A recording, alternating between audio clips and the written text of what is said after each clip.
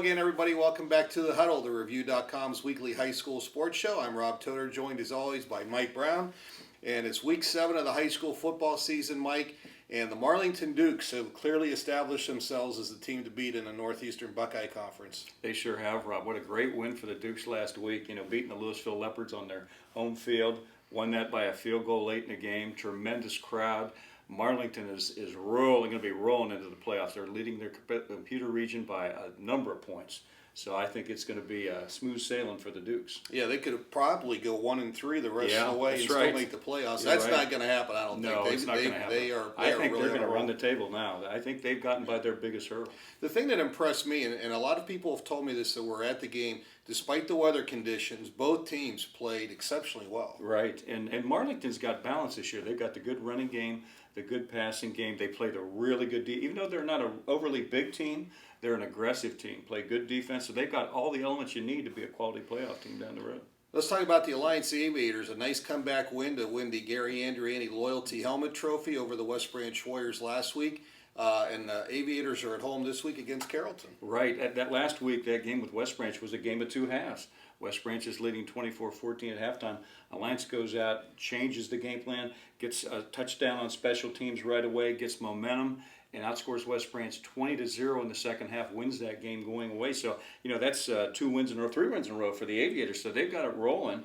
And I think they're at home this week. I believe it's homecoming for Alliance. Yeah. And they've got the Carrollton Warriors coming in. That's another game that is a very winnable game for Alliance.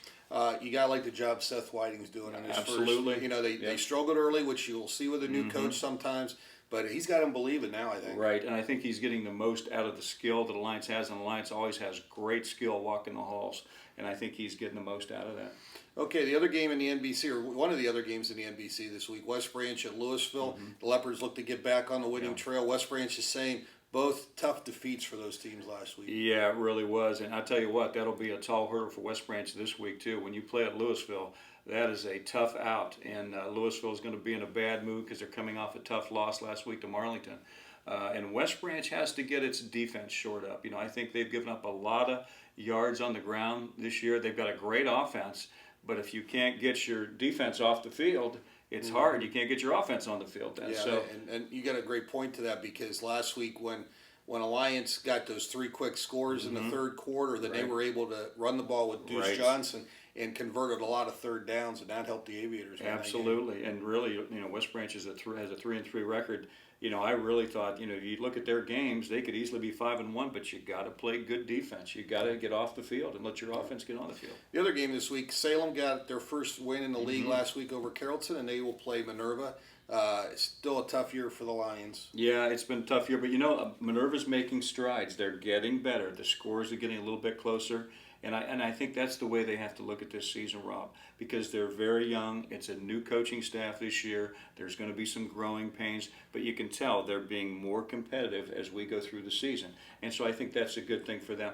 As far as Salem, Ron Johnson's got things going. Salem's won 2 games in a row after losing that tough game that made us scratch our heads at Canton South a few weeks ago. Yeah. They've come back with 2 good wins, and I think they've got things rolling out too. Okay. Let's jump over to the Portage Trail Conference because the Southeast Pirates have won 4 in a row, and they're gonna take on the Mogador Wildcats. Yeah, that's going to be their toughest game to date. To Southeast credit though, they've got those 4 wins in a row. They beat West Branch. They've got some other wins now. The way their schedule works out, their toughest or 3 of their 4 toughest games are 3 of the last 4 games on the season. They've got Garrettsville, Garfield, they've got Mogador, they got some teams like that, and they're going to have to bring it. But you know what? They've got the momentum going, so who knows? Yeah, absolutely. Also in the Portage Trail Conference, Rootstown at 2-4 plays host to, or Waterloo rather at 2-4 plays host to Rootstown at 4-2.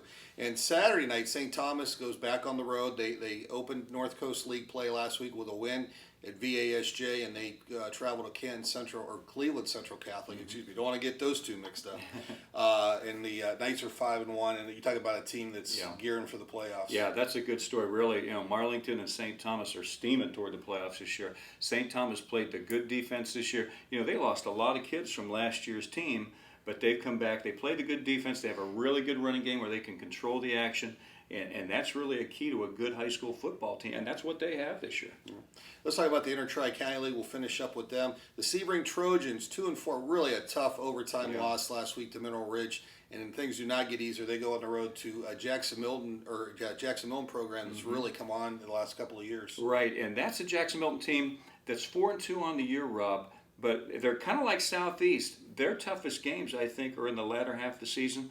So they're 4-2, but I think this is a game that Sebring has a chance to get on the road because Sebring, unlike Jackson, has played a lot of the tough games so far. So Sebring's record's a little bit deceiving. And also with Sebring, if you look at this week's computer ratings, the Sebring Trojans are 2-4, and they're 10th in their region.